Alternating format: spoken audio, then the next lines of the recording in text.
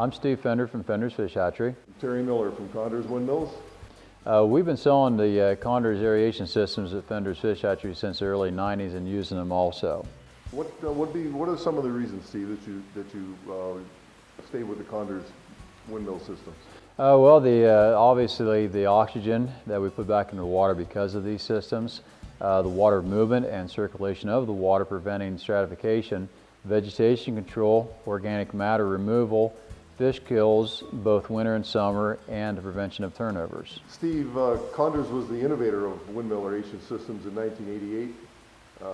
What's the reason you still offer Koenders windmills to your customers? We like the Koenders aeration systems because of the reliability, the durability of the air pumps, the customer satisfaction we see from this, and also the Koenders support that we receive from selling these units. When you buy a Koenders aeration systems windmill, what you get with this is the first box is going to be a compressor box. The second box is going to be the blade and tail assembly box. And then you'll have the 8-foot tower box and the 8 to 12-foot tower box. Then if you want to make it taller, you got a 12 to 16, 16 to 20, and 20 to 24 foot. Then also with this comes 100 foot of air line, plastic air line, a pressure release valve, a foot valve, and an air stone. Caution, do not open all boxes at once, as parts can be easily mistaken and used for the wrong section. These are recommended tools for assembly: 3/8 inch wrench, 7/16 inch wrench, 1/2 inch wrench, ratchet, 7/16 inch socket, 1/2 inch socket, needle nose pliers, vice grips, tapered punch, sledgehammer, post hole diggers, and grease gun. Depending on your soil and wind conditions, you may want to cement your ground rod mounting stakes in. Tower assembly. Before you get started, here are a couple tips. Don't tighten the bolts until the tower assembly is complete. After all bolts have been tightened on the tower, tighten the cross braces, starting from top to bottom, and be sure to tighten the lock nuts. To simplify your later steps of tower assembly, pre-assemble each of the cross brace sections. Refer to your instruction manual for illustrations to determine where the cross braces go. Attach the 3 top legs to the tower using tapping screws provided. Be careful not to over-tighten the tapping screws, as doing so will strip the tower top. Install the 4-foot to 8-foot section extension legs on the cross member. Install the 4 to 8-foot section using bolts provided. Install the 8 to 12-foot section extension legs using the bolts provided. Install the 8 to 12-foot section using the bolts provided. If you are assembling a 12-foot tower, you can continue to the tower base installation instructions. If you are assembling a 16, 20, or 24-foot tower, install the 12 to 16-foot extension legs and the cross member assembly.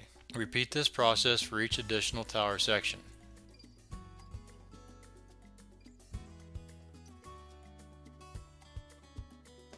You open up your tail section box, and what you'll find in there to build your fan assembly will be 3 of these blade support rings.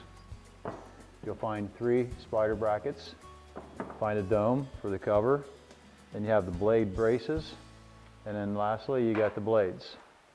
And then you also have a box of nuts and bolts put together, and then last Terry's got the tail section. There's 2 of them here. Rotor assembly. Partial assembly of the blade support rings before attaching to the dome will aid in assembly. Spider bracket assembly. Attach the spider brackets one at a time inside the blade support ring and repeat until all 3 are inserted. Blade assembly.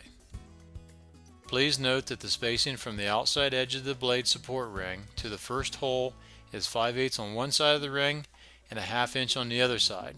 The side of the ring with the wider spacing is the side that goes around the outside flange of the dome. If rings are assembled backwards, blades will turn counterclockwise, catching backdraft instead of direct wind. After all blades are in place, install the blade braces between each blade. Pivot tube installation. Remove the compressor back cover plate and slide the pivot tube into place. The hole for the 90-degree brass hose barb must line up with the hose on top of the compressor. You can replace the compressor back cover plate. For a double diaphragm pump, slide the hose with the elbow on up through the pivot tube to align with the hole in the pivot tube that is aligned with the hose going into the compressor box.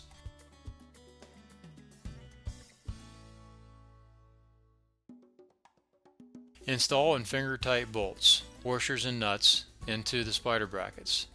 Insert the compressor shaft into the spider brackets of the rotor. Tighten the bolts on the spider brackets around the shaft. Tighten each bolt 1 to 2 turns at a time in sequence. You'll need to do this multiple times until the spider brackets have an even spacing between them.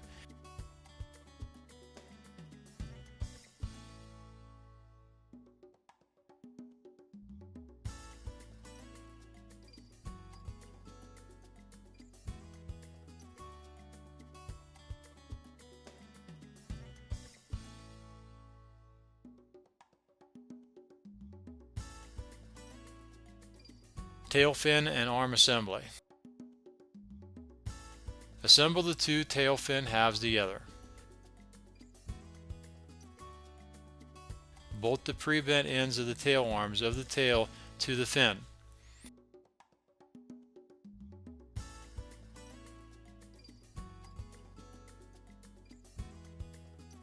Remove the compressor back plate as previously done to install the pivot tube.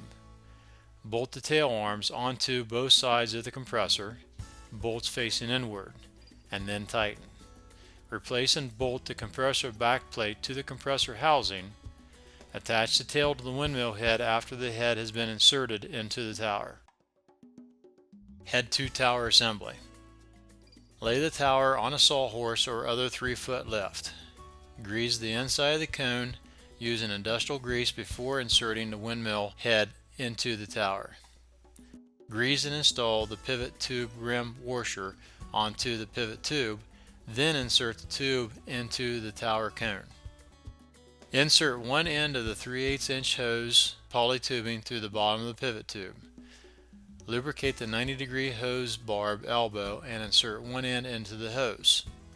Push the other end of the hose barb into the hole in the pivot tube and into the hose coming from the compressor top plate.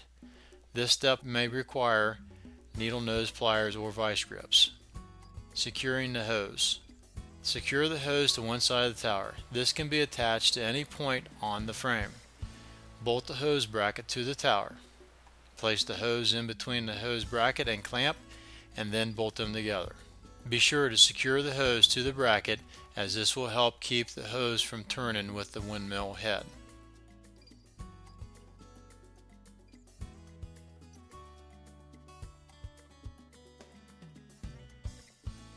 Raising the windmill.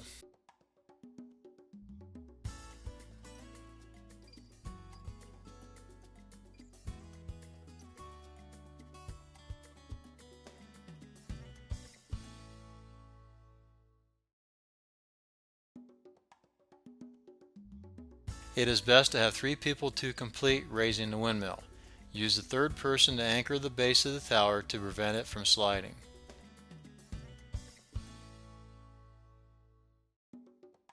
Using a sledgehammer, drive the 4-foot ground stake rods into the ground after you have positioned them and the stake clamps.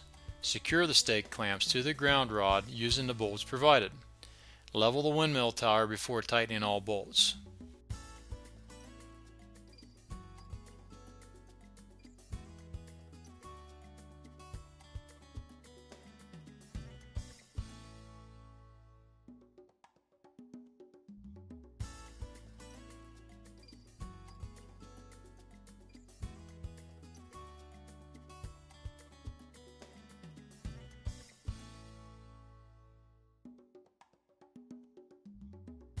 Airstone insulation.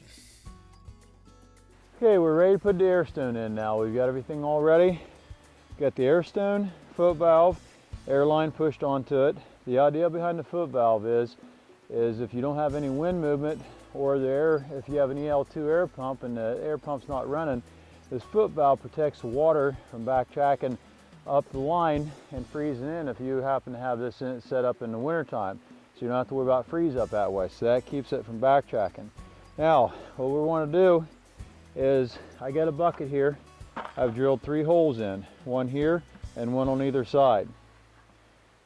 Put the, got some stone in the bottom of the bucket for ballast to hold it down. Put the air stone down in. Now the hole over here, put a wire tie, or you can use tape, whatever you prefer. And this is to fasten the air line so the stone doesn't come up out of the bucket. Do not run the air line through the hole in the bucket, because if you have a plastic air line or even a rubber air line, you could crimp it, causing it not to function right. So make sure you don't run it through the hole in the bucket. You're using the hole strictly for tape or wire tie to hold the hose down in place. Don't tighten the hose clamp or the wire tie up too tight. You want to make sure you don't obstruct the flow of the air. Then take a good high quality nylon rope, run it through the bucket, tighten it up so it stays on. You may want to wire tie your rope also so it doesn't come untied. And you're ready to lower this down in the water. So you'll take and you'll lower the whole unit down in the water, leave enough rope to reach the surface comfortably, allowing for water levels to rise and lower. And you're going to tie a duck decoy or some sort of a float to the rope. That way it marks the spot. If you ever need to get out there and move that bucket for whatever reason, you can now go out there and find it, because that duck's going to have the rope fastened to it. It's going down to the bucket, so you can pull it up out. Now the idea behind using a bucket in here is the bucket protects the stone. You put the bucket down in there. If you got a 6 inches or a foot of silt in the bottom of the pond, the stone won't sink into it. The bucket will protect it. So for one, as the stone bubbles, it doesn't stir up the pond, and also if that stone would sink into the silt, it wouldn't function properly. Once you get this all set up, you're all set to go. Congratulations, you have completed assembly and installation of a Koenders windmill and aeration system. I'm Steve Fender. On behalf of Koenders, I'd like to thank you for considering us for your aeration needs. You got the experience of over 25 years of being in the aeration business, and these are all North American made products. I want to tell you about a book that I put together, Farm Pond Management. It's the Common Sense Guide. I have talked to a lot of people over a lot of years. I've helped diagnose a lot of pond problems, and after doing it for a long time and having enough people tell me that I should put this on paper, I finally sat down and I put it together in this book. It's a book that covers everything from pond maintenance, building ponds, stocking, fish management, vegetation control, aeration. It's even got a part in the back that's a question and answer session that you can refer back to. It's commonly asked questions, and I answer them in the book. I've had a lot of good compliments on it. People that get the book use it as their Bible for their pond and for their fish.